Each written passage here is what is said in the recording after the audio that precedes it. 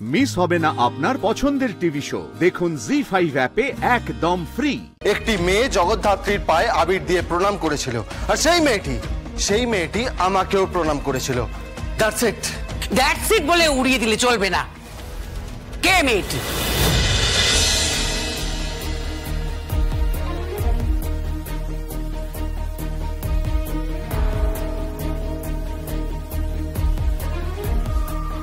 হ্যাঁ বল। কি কি করেছিস কি তুই? হ্যাঁ তুই তুই কি বলেছিস? তুই ফোনে কি বলেছিস? ও আর ওই ঠাকুমা, আরে ঠাকুমাকে না আমি হেভি লাগিয়ে দিয়েছি, বুঝলি তো? একদম একদম জ্বালিয়ে দিয়েছি। আমার ওই ঠাকুমারা হেভি জিনিস পায়নি, বুঝলি তো? একদম অমিত্রের পেট যাকে বলে, একদম একদম গুরুদের জিনিস পায়নি। দুর্গা দুর্গা, আমি তোকে বারবার করে বলেছি কিন্তু এইসব কথা বলতে নেই। গুরুজন হয় তোর। হ্যাঁ এইসব কথা একদম বলবি না। এই বলবো না মানে কি রে? বলবো না কেন? তুই জানিস না কত বড় ক্ষতি করার চেষ্টা করেছে ওই বুড়িটার, আমার ওই শকুনি মামার মতো কাকাটা। ওরা না শুধু পাশা খেলেই যাচ্ছে। শোন, ওটাকে বলে দে আমি না পাশা নয়, এমন খেলা খেলবো না, এমন টুকি টিক করিয়ে দেবো বলে রাখলাম। সাবধানে থাকতে বলিস, একদম বাড়াবাড়ি করতে বারণ করে দিবি। ওই শকুনি খুঁড়ো, ওই উচ্চম মুখার্জিটাকে, ওই খুঁড়োর কলকে না আমি একদম বিগ কল করে ছাড়বো বলে রাখলাম। ওকে না বেশি পাশা খেলতে বারণ করে দিবি। যাই হোক, এই কৌশিকী, আমার একটা কথা শোন। তুই কি হয়েছে বল? বলছি একটা রিকোয়েস্ট করবো তোর কাছে। কি রিকোয়েস্ট? আমি না আমার মাটার জন্য একটা শাড়ি কিনেছি। কি? হ্যাঁ রে, বিয়েতে পরার জন্য। এই কৌশিকী, ওটা কিন্তু তুই আমার মাকে পরিয়ে দিবি। পরিয়ে দিবি তো? ওটা বিয়ের দিন রাতে আমার মাকে পরিয়ে দিবি তো কৌশিকী? এই কিন্তু তুই টাকা কোথা থেকে পেলি রে? জমিয়েছি রে, তিল তিল করে জমিয়েছি, জানিস? কোন কাজ আমরা করিনি বলতো?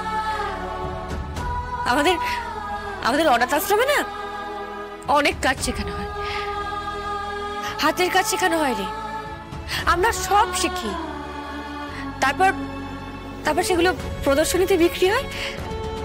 তার থেকে যা টাকা পাওয়া যায় বেশিরভাগটাই আমাদের আশ্রমের ফান্ডে চলে যায়।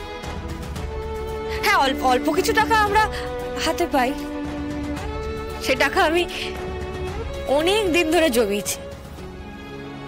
কোনোদিনও ভাবিনি কোথায় কাজে লাগতে পারে বা কোথায় কাজে লাগাবো। তারপর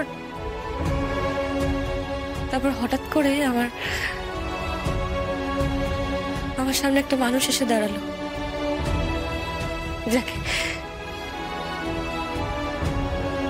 যাকে সবাই মা বলে, যার গর্ভে সন্তানের জন্ম হয়,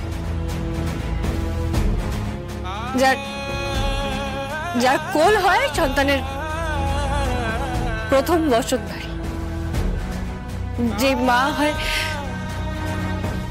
সন্তানের প্রথম খাবার ঘর, যে মায়ের হাত সন্তানের প্রথম চলার পথ হয়, সেই মাকে আমি একটা শাড়ি দেব, বুঝলি? যেটা মা বিয়ের দিন রাতে পরবে, তাই তো কৌশিকী? বেশ, ঠিক আছে রে পাগলি, তুই তোর মাকে শাড়ি দিস, আমি পরিয়ে দেবো, চিন্তা করিস না। থ্যাংক ইউ কৌশিকী, তুই তো ভালো থাকিস, তুই খুব ভালো থাকিস।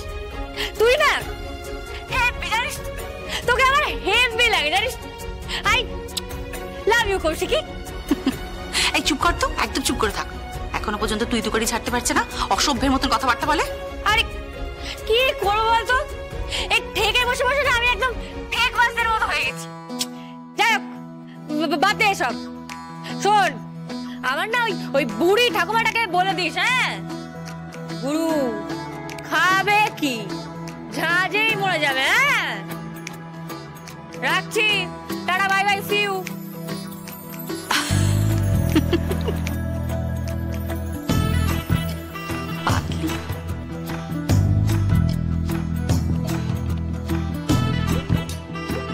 সেন,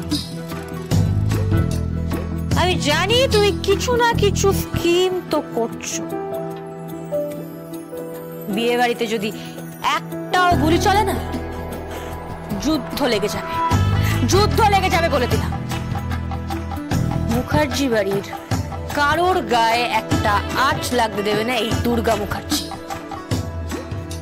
প্রমিস।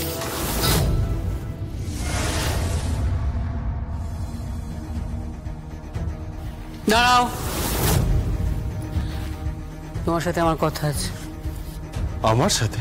হ্যাঁ হ্যাঁ, আমি বলছিলাম যে ওই সেদিন দোলের দিন যে ঘটনাটা ঘটেছিল তার কোনো এক্সপ্লানেশন পাওয়া গেছে? কেউ কোনো ব্যাখ্যা দিতে পেরেছে কি? কে এসেছিল, কারা এসেছিল? তুমি কাউকে জিজ্ঞাসাবাদ করেছো কি? এটা ডিপার্টমেন্টের ব্যাপার, এই নিয়ে আমি পরিবারে কোনো আলোচনা করতে চাই না। পরিবারে ঘটনাটা ঘটেছে, স্বয়ম্ভু পরিবারের লোকের সম্পূর্ণ জানার অধিকার আছে কি হয়েছিল, ঠিক কি হয়েছিল সেদিন। ঠিক কি হয়েছিল সেটা আমরা সবাই জানি।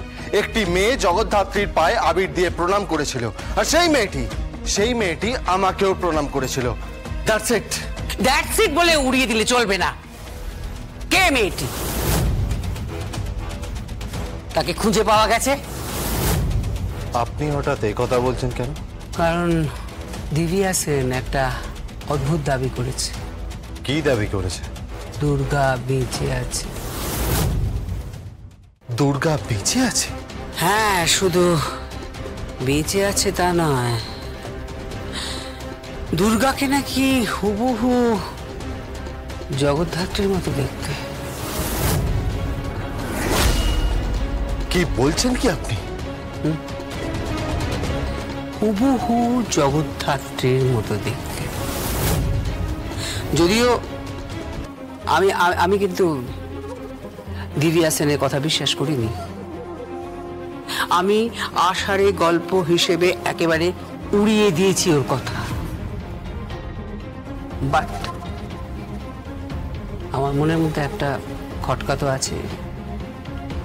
ইয়েস, কেন দিব্যা সেন এই কথা বললো, এরকম একটা দাবি করলো? স্বয়ম্ভু, তুমি কিন্তু শুধু পিতা হিসেবে নয়, একজন ইনভেস্টিগেশন অফিসার হিসেবে তদন্ত করে দেখো, নইলে কিন্তু পরে আফসোস থেকে যাবে তোমার। জি5 ডাউনলোড করুন আর সব এপিসোড দেখুন একদম ফ্রি।